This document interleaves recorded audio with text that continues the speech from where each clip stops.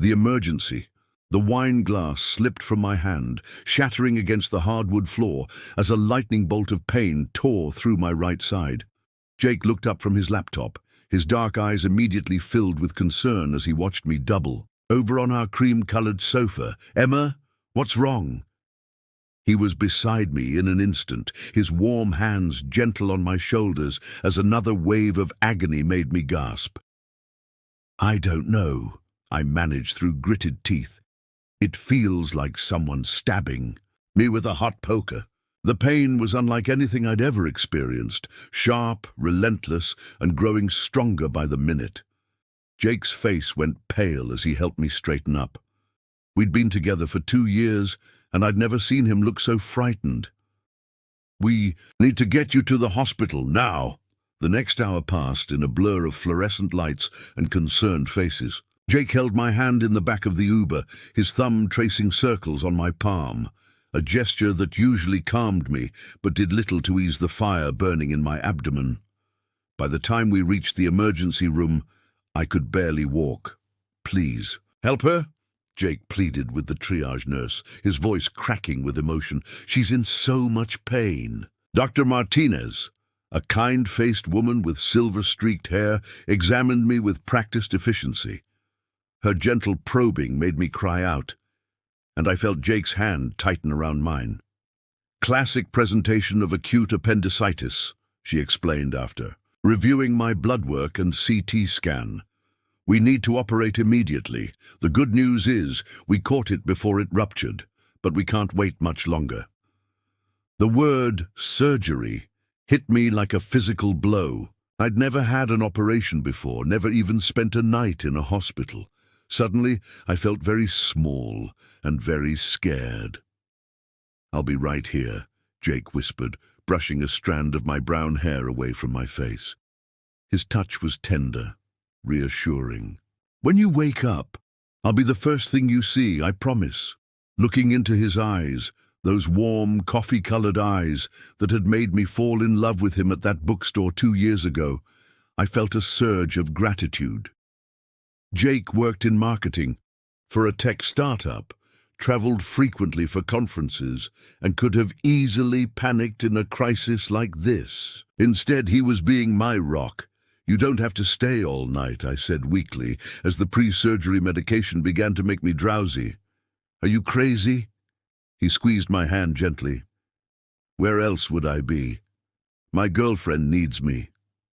The last thing I remembered before the anesthesia took hold was Jake's face hovering over mine, his lips pressing a soft kiss to my forehead, and his voice whispering, "I love you, Emma.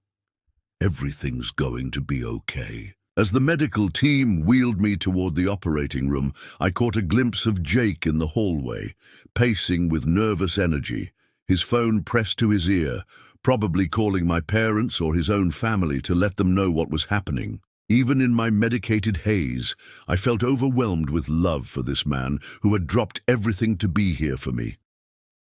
The surgery went smoothly, Dr. Martinez told me later. My appendix had been inflamed but intact, and the laparoscopic procedure meant minimal scarring and a faster recovery. Still, I'd need to stay in the hospital for several days to ensure there were no complications. When I finally opened my eyes in the recovery room, true to his word, Jake was there, rumpled and exhausted, but smiling with relief when he saw me conscious. "Hey there, sleeping beauty," he said softly, standing to brush his lips against my forehead. "How are you feeling?" The night shift. The pain medication made everything feel soft around the edges, but I was grateful to be awake and coherent by my second day in the hospital. Jake had been incredible. He'd taken time off work, brought me my favorite lavender tea, and even convinced the day nurse to let him stay past visiting hours. "You really don't have to babysit me all day," I told him as he arranged fresh daisies in a vase on my bedside table. "I know Peterson's been calling about the Morrison account." Jake waved dismissively. "Peterson can handle things for a few days. You're more important than any client." His devotion should have made me feel cherished, but something nagged at me. Jake had always been ambitious about work, often taking calls during our dates and staying late at the office. This sudden shift in priorities felt almost too good to be true. Around 7 that evening, everything changed. Natalie walked into my room like a ray of sunshine, her auburn hair catching the fluorescent light. She was probably 26, with kind hazel eyes and a warm smile that immediately put me at ease. "Good evening, Emma. I'm Natalie, your night nurse. How are you feeling today?" But I wasn't watching Natalie. I was watching Jake. The transformation was subtle but unmistakable. He straightened in his chair, ran his fingers through his sandy hair, and gave her a smile I hadn't seen in months. Not the comfortable, familiar grin he gave me, but something brighter, more electric. "Thank you so much for taking care of Emma," he said, standing up and moving closer to where Natalie was checking my IV. "She means the world to me, and knowing she's in such capable hands makes all the difference." It was perfectly appropriate conversation, but something in his tone made my stomach twist. There was a warmth there, an attentiveness that felt too intense for a simple patient interaction. "Just doing my job," Natalie replied, but I caught the slight blush creeping up her neck. Over the next 2 days, I started noticing things that made my skin crawl. Jake began arriving each morning with 2 coffee cups instead of 1, claiming he thought Natalie might need caffeine for her long shifts. He timed his visits perfectly with her rounds, always finding reasons to step into the hallway when she appeared. "You're so thoughtful," I heard her tell him one evening as he handed her a gourmet coffee. "You really don't have to do this." "Of course I do," Jake replied, his voice softer than usual. "Someone who works as hard as you do deserves to be appreciated." The 3rd night, I pretended to sleep when Natalie came in for her midnight check. Through barely opened eyes, I watched Jake's entire demeanor shift the moment she entered the room. "How's our patient doing?" he whispered, moving to stand beside her. "Much better. Her recovery is ahead of schedule. She should be discharged tomorrow." "That's wonderful news." Jake's hand brushed against Natalie's as she handed him my water pitcher. "You've been incredible through all this. I don't know how you stay so positive dealing with pain and worry every day. It takes a special person." The intimate tone in his voice made me feel sick. It was the same gentle, admiring way he used to speak to me when we first met. "Thank you," Natalie said quietly. "That means a lot." "I'd love to hear more about what got you into nursing," Jake continued. "Maybe over coffee sometime?" "After Emma's." "Better, of course. I'd love to properly thank you for everything you've done."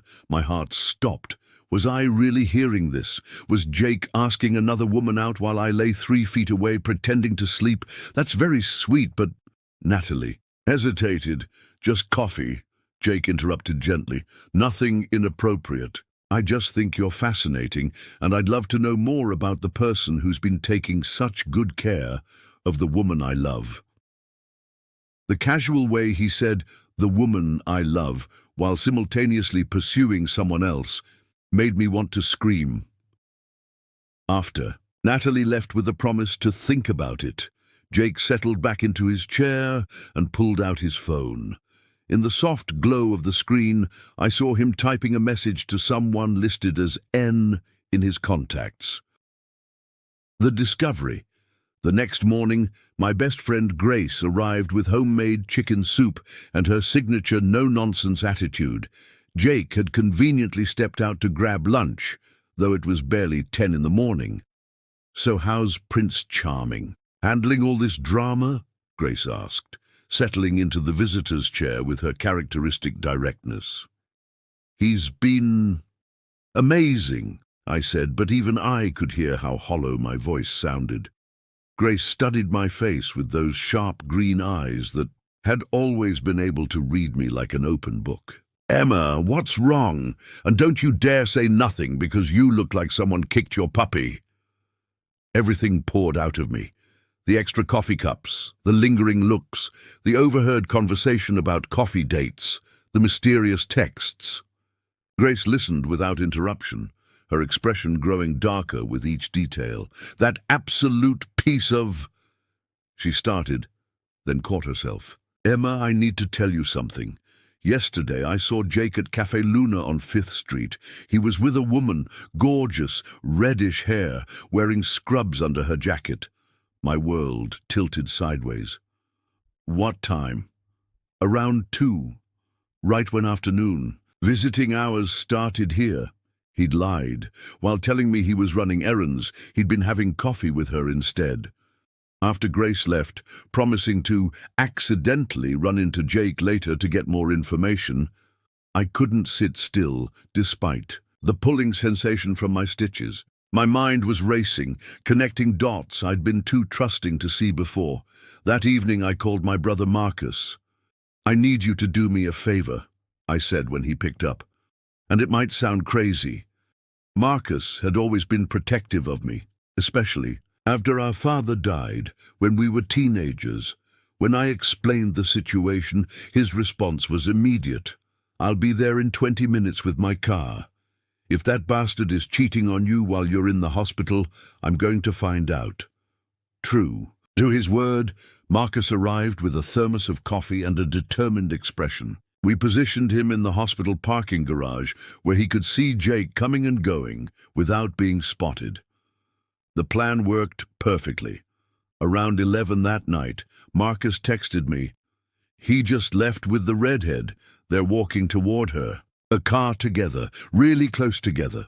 My heart sank, but I needed more than second-hand observations. I needed proof that would make Jake unable to lie his way out of this, so I did something I never thought I'd do. I started spying on my own boyfriend. The next evening, when Jake returned with his usual cheerful demeanor and another bouquet of roses, I pretended to nap while keeping my phone ready to record. He settled into his chair, scrolling through his device with a secretive smile that made my blood boil. When Natalie walked in for her evening rounds, I discreetly hit record on my phone's camera. "Hey, beautiful," Jake said softly, standing up. Immediately, the word beautiful hit me like a physical blow. "Long day," he continued, moving closer to where she was checking my chart. "Exhausting," Natalie replied, but she was smiling. "Thanks for lunch today. You really didn't have to do that. Lunch. Not coffee, lunch." The betrayal cut deeper with each revelation.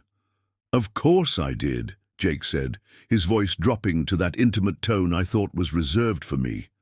"Someone as special as you deserves to be taken care of. I've been thinking about what we talked about yesterday." "Jake!" Natalie glanced nervously toward my supposedly sleeping form. "We shouldn't be having this conversation here." "I know, but I can't stop thinking about you," Jake continued, his voice filled with an emotion that used to make me melt.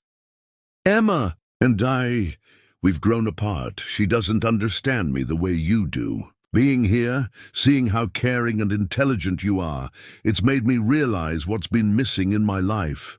The words felt like daggers to my chest. 3 years together, and he was telling another woman that I didn't understand him. While I lay there recovering from surgery. "When she gets discharged," Jake continued, "I want to take you somewhere really nice, show you how much you mean to me. This hospital situation won't last forever, and when it's over, I couldn't take another second." Part 4. The confrontation. When it's over. What exactly? I sat up abruptly, ignoring the sharp pain that shot through my abdomen. Both Jake and Natalie jumped like they'd been caught stealing. Jake's face went completely white. "Emma, I thought you were sleeping." I was recording. I held up my phone, my hand shaking with fury. Every disgusting word of it. Natalie backed toward the door, her face flushed with embarrassment and guilt. "I should go." "No, stay," I said, my voice deadly calm. "I want you both to hear this." The silence in the room was deafening. Jake opened his mouth, then closed, it clearly scrambling for an explanation that wouldn't exist. "How could you do this to me?" I continued, my voice rising.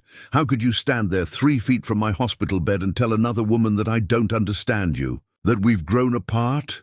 "Sienna, you're overreacting," Jake finally managed. "It's not what it sounded like." "It's exactly what it sounded like," I screamed, not caring who heard me in the hallway. "You've been lying to me for days. Taking her out for lunch while telling me you were running errands, bringing her gifts, asking her out on dates while I'm lying here recovering from surgery." "Emma, please," Natalie started, but I cut her off. "And you," I turned my fury toward her. "You're supposed to be a professional. I trusted you to take care of me, and instead you've been planning to steal my boyfriend." "I never meant for this to happen," Natalie said quietly, tears starting to form in her eyes. It just developed." "It just developed?" I laughed bitterly. "I've been here 4 days. How does something just develop in 4 days unless you're both completely willing participants?" Jake finally found his voice. "Emma, I was going to tell you after you recovered. I didn't want to upset you while you were healing." "Oh, how considerate of you!" I spat. "You were going to wait until I was physically strong enough to handle being dumped? How noble!" The commotion had attracted attention. Dr. Rodriguez, the head of nursing, appeared in the doorway, followed by a security guard. "What's going on here?" Dr. Rodriguez asked firmly. "I'll tell you what's going on," I said, my voice still shaking with rage. "This nurse has been having an affair with my boyfriend while I've been her patient. I have it recorded if you'd like to hear the details." Dr. Rodriguez's expression hardened as she looked between Jake and Natalie. "Ms. Peterson, is this true?" Natalie's silence was answer enough. Dr. Rodriguez turned to Jake. "Henderson," he mumbled. "Mr. Henderson, I need you to leave the premises immediately. Ms. Peterson, we'll discuss this in my office, now." As security escorted Jake out, he turned back to look at me one last time. "Emma, I'm sorry. I never wanted it to happen this way." "No," I said coldly. "You just wanted it to happen after I was discharged so you could pretend to be the good guy. Get out!" After they left, I sat alone in my hospital room, shaking with adrenaline and heartbreak. The silence felt deafening after all that chaos, but for the first time in days, I could think clearly. I looked at my phone, still clutched in my hand, with the recording of Jake's betrayal saved in my files. A plan began forming in my mind. Jake thought he could manipulate this situation, control the narrative, make himself look like the victim of a relationship that just wasn't working. He had no idea what I was capable of. The aftermath: 2 weeks later, I was healing nicely at home when my phone rang. The caller ID showed a number I didn't recognize. "Emma, this is David Thompson from Henderson Marketing Group. I believe you know my employee, Jake Henderson." My heart started racing. Jake's boss. "Yes, I know Jake. I'm calling because we've had some concerning information brought to our attention regarding Jake's character and professionalism. Would you be available to meet with me this afternoon? I think there are some things you should know." 3 hours later, I sat in Mr. Thompson's sleek downtown office, watching his expression grow increasingly serious as he explained the situation. "Jake listed you as a character reference when he applied for his recent promotion to account director," Mr. Thompson said, adjusting his glasses. "But yesterday, we received some interesting materials that paint a very different picture of his integrity." He slid a manila envelope across his desk. Inside were printed screenshots of Jake's social media posts from the past 2 weeks, photos of him with Natalie at expensive restaurants, captions about new beginnings and finding real love, and most damning of all, a post that read, "Sometimes you have to follow your heart even when timing isn't perfect. Grateful for second chances. Every new chapter is authentic." "One of our clients forwarded these to us," Mr. Thompson continued. "She recognized Jake from a meeting last month and was concerned about his character, especially given the timeline. She mentioned that his girlfriend had been hospitalized recently." I stared at the photos, feeling a mix of rage and vindication. Jake wasn't just moving on. He was publicly celebrating his betrayal, painting himself as someone brave enough to follow his heart. "There's more," Mr. Thompson said gently. "We also received an anonymous tip with some audio footage. I believe you'll recognize the voices." He pressed play on his computer, and Jake's voice filled the room. "Emma and we've grown apart. She doesn't understand me the way you do. My recording. Someone had sent my recording to Jake's boss. I don't tolerate this kind of behavior from my employees," Mr. Thompson said firmly. "Jake's actions show a fundamental lack of character and integrity. We terminated his employment this morning." I felt a surge of satisfaction, followed immediately by curiosity. "Who sent you the recording?" Mr. Thompson smiled slightly. "A concerned friend, according to the note. Someone who felt Jake's true character should be known before he was promoted to a position of greater responsibility." Later that evening, Grace arrived at my apartment with takeout and a bottle of wine, wearing an expression of barely contained glee.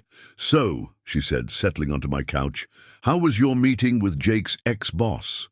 "Grace," I said slowly, "did you send that recording to Henderson Marketing?" She raised her wine glass in a mock toast. "I may have done some research into Jake's professional life. Amazing what you can find with a simple LinkedIn search and a few strategic phone calls." "You got him fired?" "I got him consequences," Grace corrected. "He got himself fired by being a cheating scumbag who posted his betrayal all over social media like it was something to celebrate." My phone buzzed with a text from Marcus. "Saw Jake at the grocery store today. He looks like hell. Asked about you. Told him you were thriving. Hope that's okay." It was more than okay. For the first time since this nightmare began, I felt like myself again. 3 months later, I was back to full health and had started a new job at a non-profit that felt more meaningful than my previous corporate position. Natalie had been suspended from her nursing job pending an ethics review. Jake had moved back in with his parents and was working at a call center while looking for another marketing position. The betrayal still hurt, but it had taught me something valuable about my own strength. I'd always thought I needed someone like Jake, charming, confident, socially adept, to complete me, but handling his deception and the aftermath had shown me I was more resilient than I'd ever imagined. Grace was right. I was thriving, and sometimes, late at night when I couldn't sleep, I'd remember Jake's promise in that hospital room. "I'll be right here when you wake up." He'd kept that promise, technically. He was there when I woke up, to the truth about who he really was.